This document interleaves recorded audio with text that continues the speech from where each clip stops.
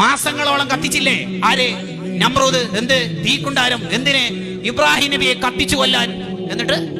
എന്നിട്ട് ഇബ്രാഹിം നബിയെ എങ്ങനെയാണ് ആ തീക്കുണ്ടാരത്തിൽ ഇടുക എന്ന ആലോചനയിൽ ഇബ്ലീസ് വന്ന് നിർദ്ദേശം കൊടുത്തു. ഒരു വില്ലുണ്ടാക്കുക, എന്നിട്ട് അമ്പിന്റെ പകരം ഇബ്രാഹിമിനെ വെക്കുക, എന്നിട്ട് ഇവിടുന്ന് വിട്ടേക്കുക. ഇബ്രാഹിം നബി അലൈഹി സ്വലാമിനെ വില്ലിൽ നിന്ന് വിട്ടു, അമ്പായിട്ട് വിട്ടു. തീക്കുണ്ടാരത്തിലേക്ക് ചെന്ന് പതിക്കുന്ന ഫ്യൂ സെക്കൻഡ്സ്. അങ്ങനെയൊന്നും പറയാനില്ല, നിമിഷാർദ്ധങ്ങൾ, ഇനി കുറഞ്ഞ നിമിഷങ്ങൾ മാത്രം. ആ സമയത്ത് ആ തീയുടെ ഡ്യൂട്ടിയുള്ള മലക്ക് പോയിട്ട് ചോദിക്കുന്നുണ്ട്, എന്തെങ്കിലും ആവശ്യമുണ്ടോ? തീയിലാണല്ലോ വീടുന്നത്, എന്തേലും ആവശ്യമുണ്ടോ?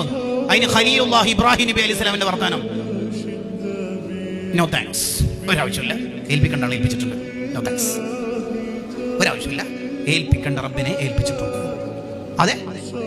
അതെ, അള്ളാഹു ഏറ്റെടുത്തല്ലോ. തീക്ക് നിർദ്ദേശം കൊടുത്തു, ഇന്ന് നീ ഏതായാലും ചൂട് വേണ്ട, ബർദൻ, തണുപ്പ് വേണം. പിന്നെ ഓവർ തണുപ്പാക്കി ആ സെൻട്രൽ എ സി എല്ലാം 16 ഇട്ടാലുണ്ടാവില്ലേ, നമ്മൾ തന്നെ ഒരു മരക്കഷ്ണം ഇപ്പോൾ അത് വേണ്ട. വസലാമൻ അല്ല ഇബ്രാഹിം നബിക്ക് കംഫർട്ട് ആയത് എന്താണോ തണുപ്പ്, ആ രീതിയിൽ മതി. യെസ്, എന്താ രസമല്ലേ? ഇതൊക്കെ ഖുർആനിൽ ഓതുന്ന മോമിനിങ്ങൾക്ക് എങ്ങനെയാ മനുഷ്യന്മാർ ടെൻഷൻ ഉണ്ടാവുക? ഈ അള്ളാഹു തന്നെയല്ലേ നമ്മളെ അള്ളാഹ്? അതെ, എന്നിട്ടെന്താ നമുക്കിങ്ങനെ ടെൻഷൻ? മോളെ കല്യാണം 2 വട്ടം അന്വേഷിച്ചു, ശരിയായില്ല, അപ്പോഴേക്ക് മൂഡ് ഓഫ്. ഇതാണോ മോമിന്റെ സ്വഭാവം? ഒമാനിലും ബഹ്റൈനിലും ബിസിനസ് ആരംഭിച്ചു, പൊട്ടിപ്പോയി, അപ്പോഴേക്ക് ആത്മഹത്യ പരിഹാരം. ഇതാണ് മുഅ്മിൻ? അല്ല. മുഅ്മിൻ എന്ന് പറഞ്ഞാൽ ആരാണ്? അജബൽ അംറിൽ മുഅ്മിൻ. മുഅ്മിനിന്റെ കാര്യം അത്ഭുതമല്ലേ? മുഅ്മിനിന് ആരോഗ്യം ഉണ്ടായാൽ അൽഹംദുലില്ലാഹ് പറഞ്ഞ കൂലി വാങ്ങും. മുഅ്മിനെ പരിപാലിച്ചാൽ ക്ഷമിച്ചിട്ട് കൂലി വാങ്ങും. മുഅ്മിൻ അനങ്ങിയാലും അനങ്ങിയിട്ടില്ലെങ്കിലും കൂലി എന്നാ ഈ ഹദീസ് പറയുന്നത്.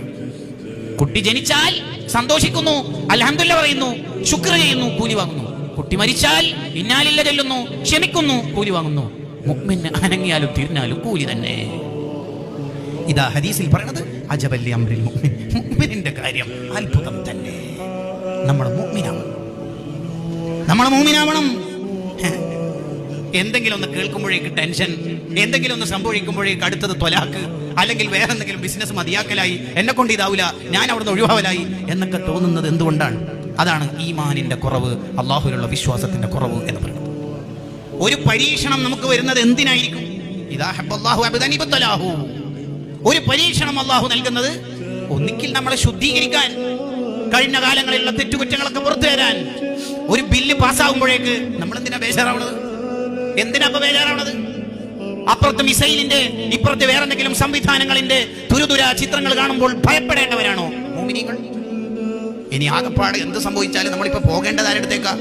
നമ്മുടെ സ്നേഹം നമുക്കെല്ലാം തന്ന അള്ളാഹുവിലേക്കല്ലേ. എന്തിനാ പേടിക്കേണ്ടത്?